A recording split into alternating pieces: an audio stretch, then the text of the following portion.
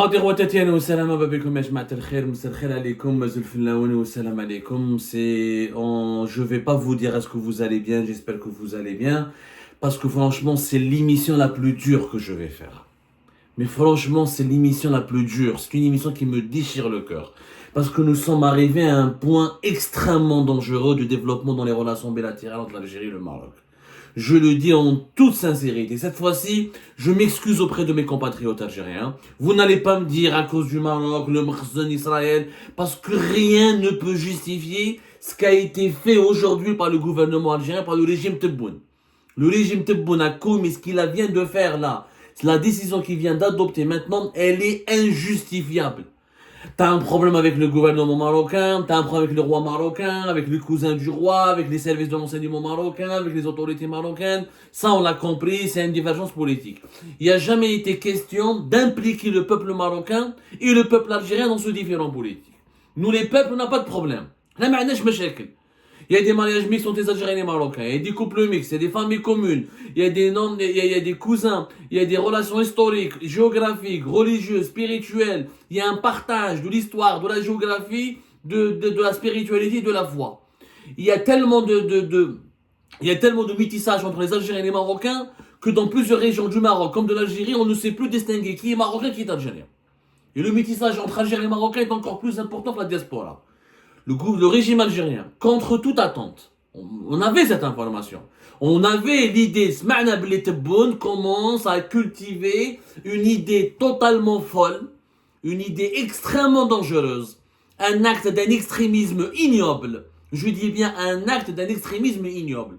Mais on pensait qu'autour de Tebboune, qu'on allait le ralentir, qu'au sommet du régime algérien, on allait le calmer, qu'on allait lui dire, voilà, monsieur le président, il faut pas quand même aller jusque-là. Il faut pas épingler tout le peuple marocain. Il faut pas aller jusqu'à menacer tout le peuple marocain. Parce que c'est ce qui a été fait. Qu'est-ce que c'est cette mesure? De quoi on parle aujourd'hui? L'Algérie a décidé, pas l'Algérie, le régime algérien. Parce que cette décision n'émane pas du peuple algérien. Et je ne crois pas que le peuple algérien aurait pris une telle décision. Pour dire en toute honnêteté, connaissant les valeurs de fraternité et les valeurs de générosité et d'hospitalité du peuple algérien, le peuple algérien n'aurait jamais pu prendre une telle décision.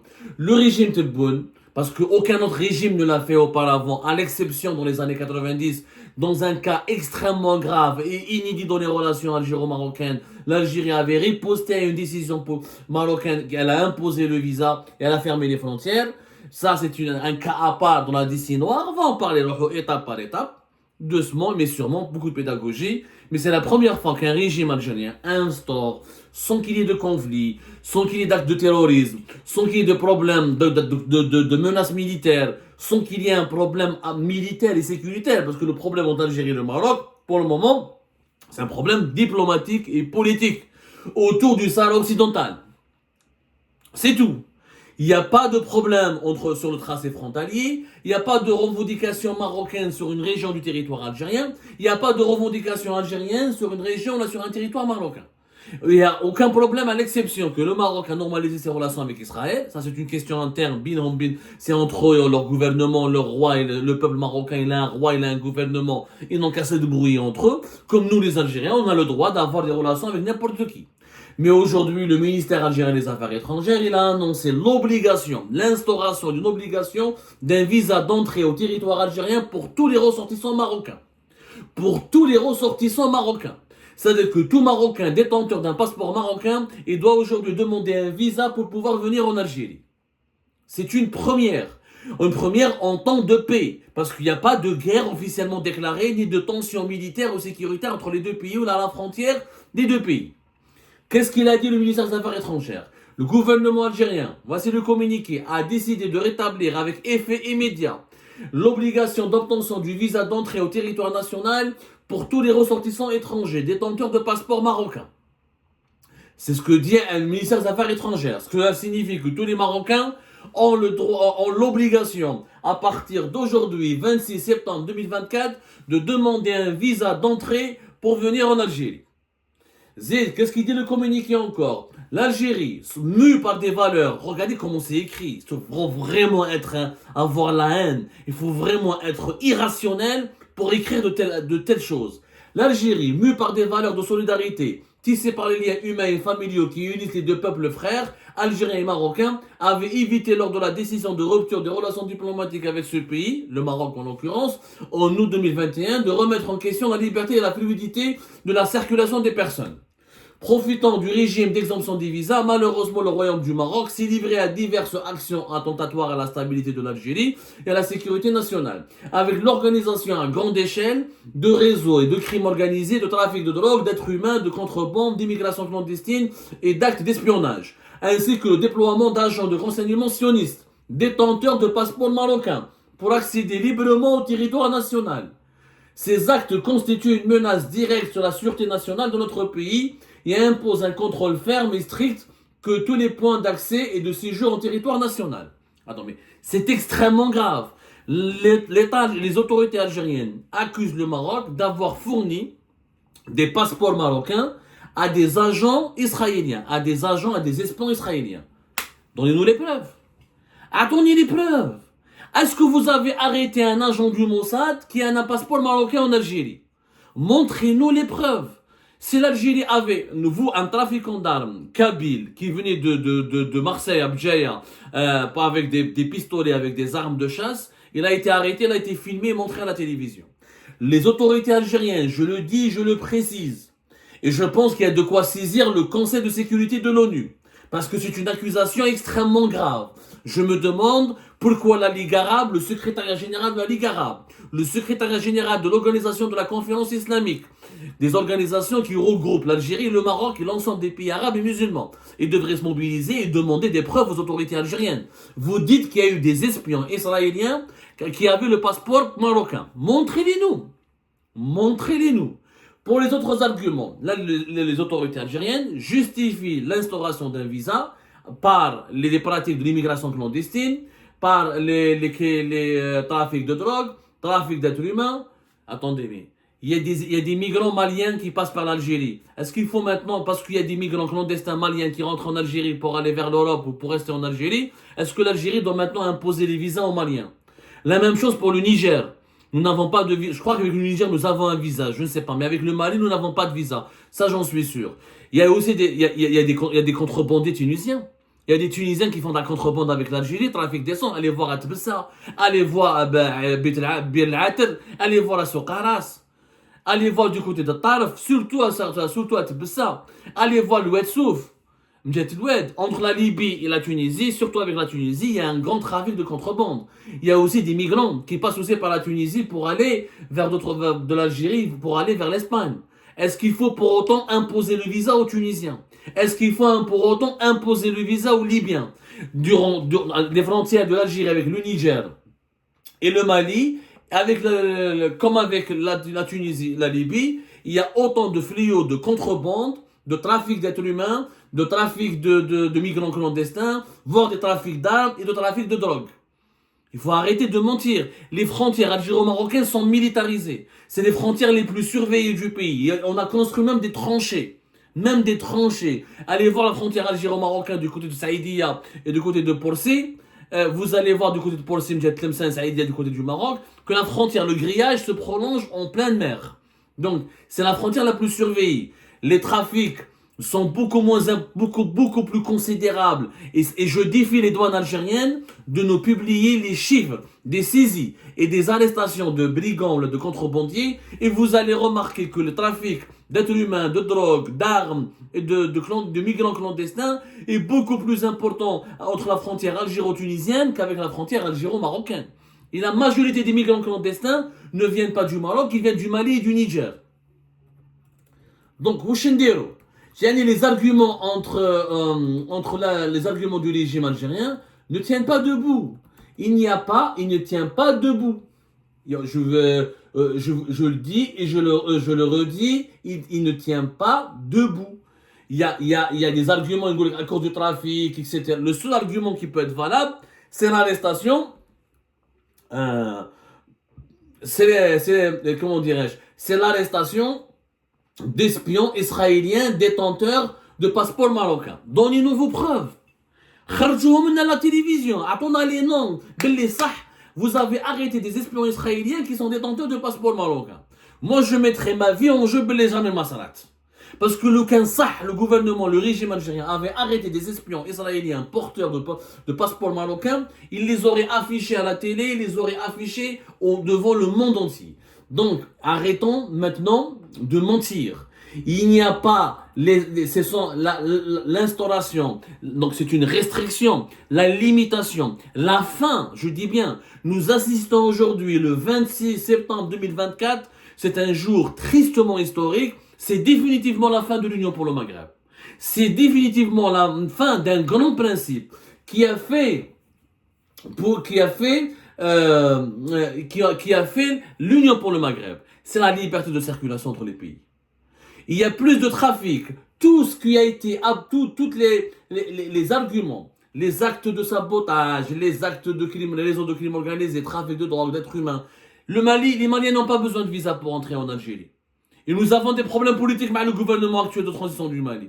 La majorité des migrants clandestins ne viennent pas du Maroc, ce sont des Africains subsahariens. Ils viennent beaucoup du Mali et du Niger. Est-ce qu'on a instauré le visa avec le Mali? Non. Donc, on a visé les Marocains parce qu'il y a un problème politique avec eux. C'est simple. C'est une décision purement politique qui n'a aucune justification sécuritaire. Qu'on nous sorte les chiffres, il y a combien de Marocains qui sont impliqués dans des affaires criminelles en Algérie? Et combien de Maliens, combien de Tunisiens, combien de Nigériens, combien de Libyens, etc. Qu'on nous sorte les chiffres, combien de drogues et d'armes et de marchandises de contrebande et de cigarettes ou d'objets prohibés sont saisis à la frontière algéro-tunisienne ou algéro-libyenne par rapport à la frontière algéro-marocaine. Et vous allez voir que les données parleront d'elles-mêmes. La frontière algéro-marocaine, elle est morte, quasiment morte, elle est militarisée, des tranchées. C'est des deux pays qui se regardent en état de guerre. Il n'y a plus de relations bilatérales, il n'y a plus de rapport, il n'y a qu'une guerre médiatique et diplomatique. Donc, et la frontière, elle est militarisée. Les contrebandiers ont été réduits significativement entre la frontière de l'Algérie et le Maroc et les gens de Tlemcen et de Marnia, de Oujda, de Berkane, de Touhan, comment on appelle, toutes les régions, les villes frontalières entre l'Algérie et le Maroc peuvent en témoigner des conséquences de cette militarisation des frontières algéro-marocaines. Ce qui est complètement, les arguments du régime algérien sont fallacieux. Ensuite, le communiqué du ministère des Affaires étrangères, il dit que le Royaume du Maroc est tenu pour seul responsable de l'actuel processus de dégradation des relations bilatérales par ses agissements aussi dans l'Algérie. Attends, mon ami, c'est toi qui décides d'instaurer le visa. C'est pas le Maroc qui a instauré le visa contre les Algériens.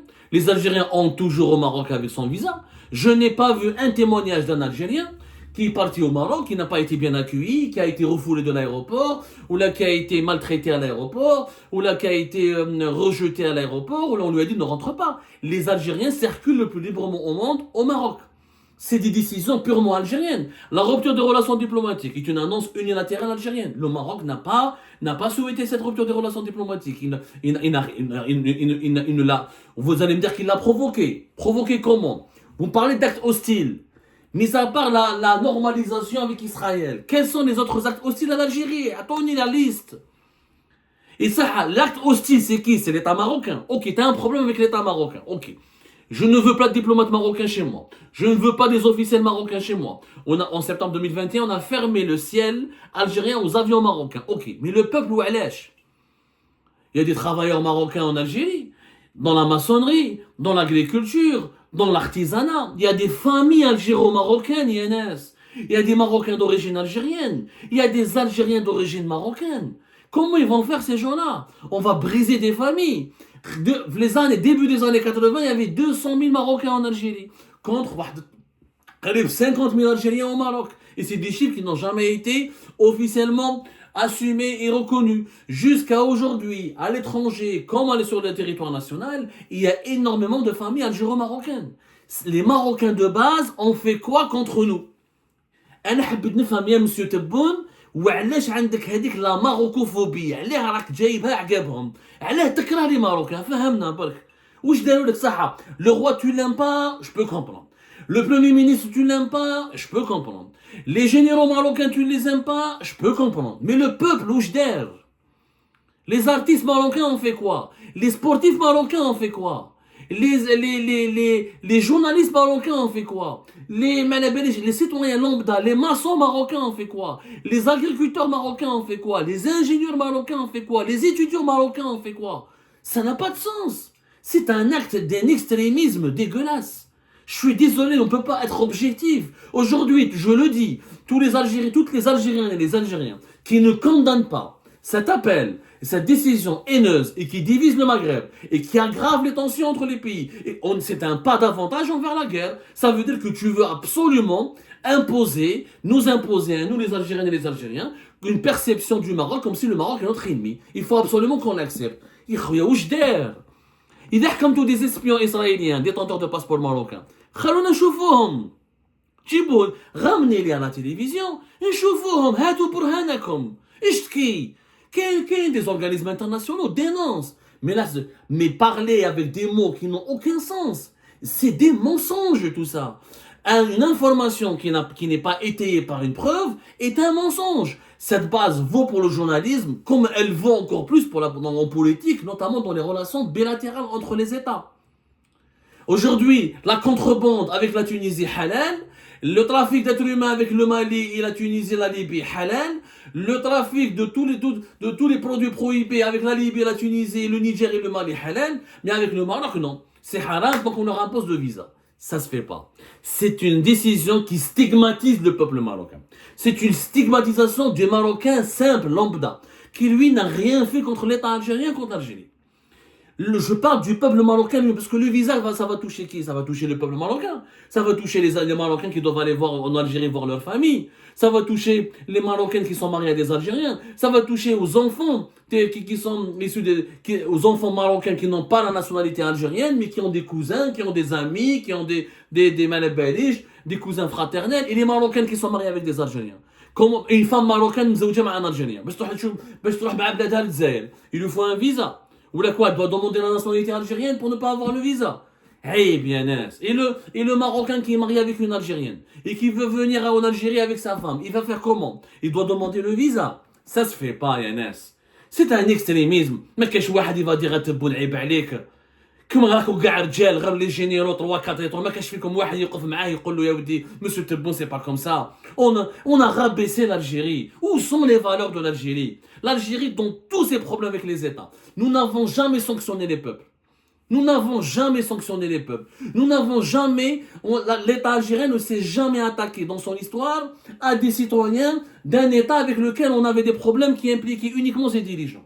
On n'a jamais touché le citoyen lambda. On a toujours été un pays accueillant pour les Africains et les Arabes et les musulmans en général. C'est pas ça. Ça, c'est une honte absolue. Une honte absolue. Je rappelle quelques documentations, quelques éléments importants. Cette décision, elle est contraire au statut de l'Union du Maghreb. L'Union pour le Maghreb a été créée en 1989.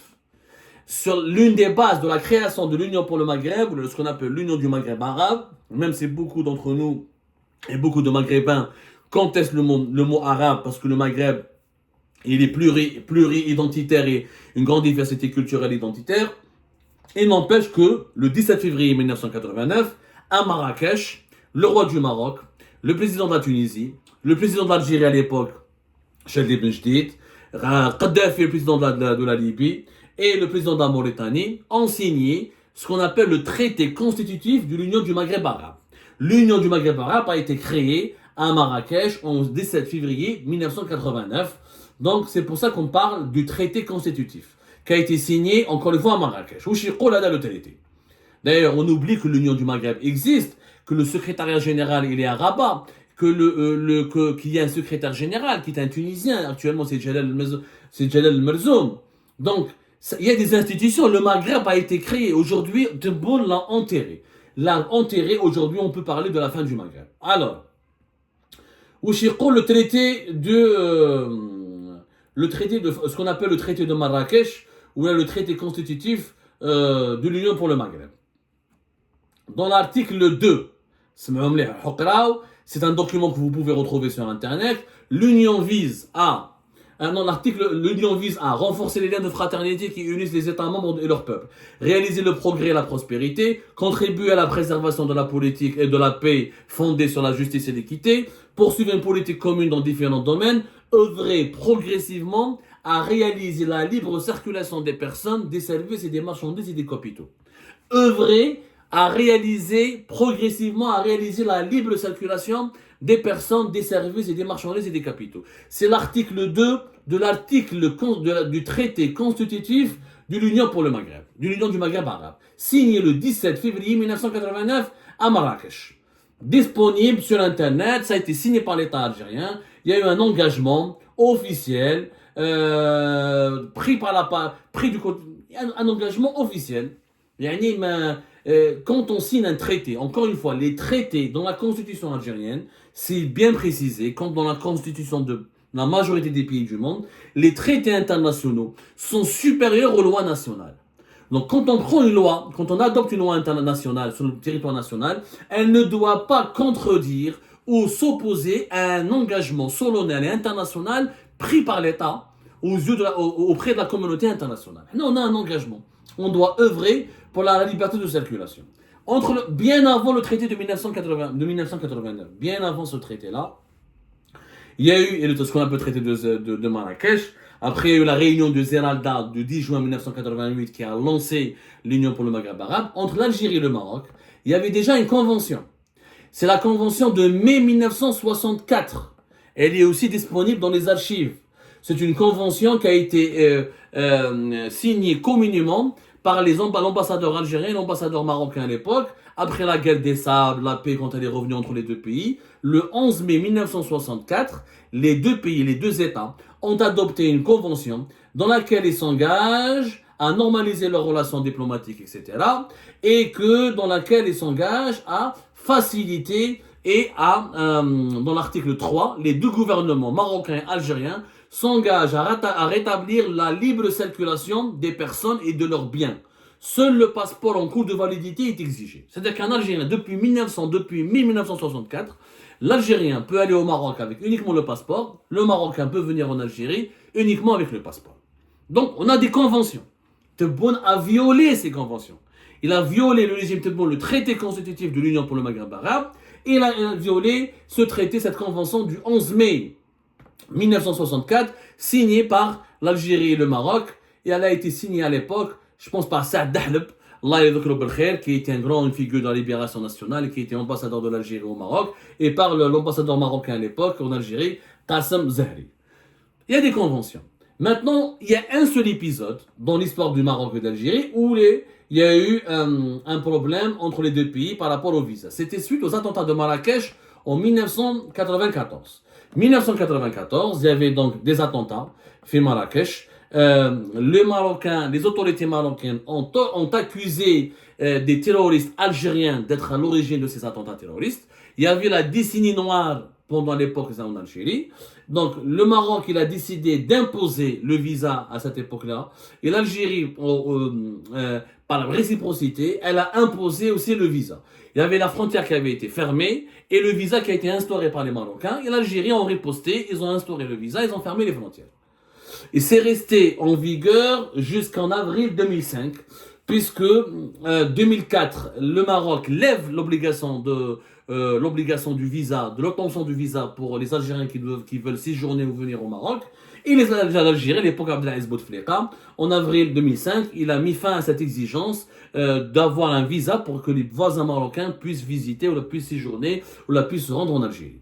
Et donc, c'était le seul épisode. C'était un épisode malheureux que nous avons dépassé, parce que les attentats de Marrakech du 24 août 1994, c'était en pleine décennie noire. Les Marocains, je le dis, je me trouve que je suis pour le Marocain. Le Maroc, à l'époque, a accusé à tort l'Algérie. Elle a accusé à tort pour l'Algérie, parce que le Maroc, à l'époque, avait il avait instauré des visas pour les Algériens, et il a expulsé certains Algériens, qu'il soupçonnait d'être des islamistes, je sais pas quoi. L'Algérie, elle a riposté en fermant les frontières, et en instaurant l'obligation de visa. C'est tout. C'est tout, Ejma. C'était le seul épisode après les attentats du 24 août 1994. Je sais pas... D'ailleurs, oui, les terroristes étaient d'origine algérienne et marocaine. Mais c'était des Français, ils étaient nés en France. C'était le commando terroriste qui avait perpétré ces attentats, c'était Stéphane Aït Edir, Radouane Hammadi et Tariq Fellah. D'ailleurs, il y avait un qui était d'origine algérienne et un autre qui était d'origine marocaine, et c'était originaire de la Courneuve, Saint-Denis. On va faire plusieurs émissions sur cette histoire, parce que maintenant on va rappeler l'histoire, on est obligé de faire de la pédagogie, on est obligé de rappeler ce qui s'est passé, pour que les gens comprennent que c'était à l'époque un contexte très précis. Voilà, parce qu'à l'époque, le Maroc, il a soupçonné les services secrets algériens d'être impliqués dans cet attentat. Plusieurs Algériens au Maroc à l'époque, ils avaient été convoqués au commissariat. Certains étaient totalement innocents. C'est vrai qu'à l'époque, il y avait une grande confusion. Il y avait des Algériens qui avaient été maltraités au Maroc, qui ont été injustement convoqués, injustement maltraités, injustement soupçonnés. Mais l'histoire ensuite, elle a été dépassée. Il y avait une décennie noire, il y avait une guerre civile en Algérie, Yashma. C'était pas la même époque. Aujourd'hui, il n'y a pas de guerre civile au Maroc. Pourquoi instaurer? Est-ce qu'il y a des Marocains qui ont perpétré des attentats terroristes en Algérie? Non. Est-ce qu'il y a des citoyens français ou étrangers d'origine marocaine? Non. Est-ce qu'il y a une guerre civile en Algérie? Non. Est-ce qu'il y a une guerre civile au Maroc? Non. Est-ce qu'il y a une guerre directe entre l'Algérie et le Maroc? Jusqu'à maintenant, non. Donc, ce n'est pas justifiable. Donc, vous allez voir que les partisans du régime algérien vont utiliser l'épisode de 1994. Sauf qu'en 1994, c'était le Maroc qui avait commencé, il y avait un attentat terroriste, l'Algérie a été blanchie plus tard, elle n'avait strictement rien à voir. Voilà, l'implication des services secrets algériens n'a jamais été démontrée. C'est une thèse qui avait été mise à l'écart, et aujourd'hui, même les autorités marocaines ne reparlent plus de cet incident. Je rappelle, voilà, il n'y a eu que 2 morts d'ailleurs à l'époque, les attentats de Marrakech, c'était pas un bain de sang. Mais c'était un contexte lié à la guerre civile, lié à la lutte contre le terrorisme en Algérie, lié à la peur que le Maroc avait peur que les événements de la décennie noire débordent sur son territoire. C'était un contexte bien particulier. Ça a été là, c'est bon, depuis 2004-2005, l'affaire a été réglée. L'obligation du visa a été levée. Il reste que les frontières qui sont fermées depuis 1994. On a aujourd'hui, je le dis et je le redis, le régime Tebboune, par sa décision, a enterré définitivement le rêve de l'Union pour le Maghreb. Les traités internationaux signés par l'Algérie, les conventions internationales signées par l'Algérie sont aujourd'hui bafouées. Et on aggrave la haine. Maintenant, on est en train de pousser le peuple marocain lui-même à se méfier et détester l'Algérie. Il y a une marocophobie tout simplement excessive. Il y a injustifié. Parce qu'avoir des problèmes avec les dirigeants marocains, je peux les comprendre. S'en prendre au peuple marocain, s'en prendre à des Marocains lambda, qui ne font pas de politique, qui ne sont pas liés aux entités de leur pays, de leur gouvernement, et les empêcher de venir en Algérie en leur imposant un visa, ça veut dire que le visa peut être accepté comme peut être refusé, donc il y aura un contrôle, la discrimination, c'est de la haine, c'est une provocation gratuite, c'est une cruelle violation des valeurs de fraternité de notre peuple, de notre pays.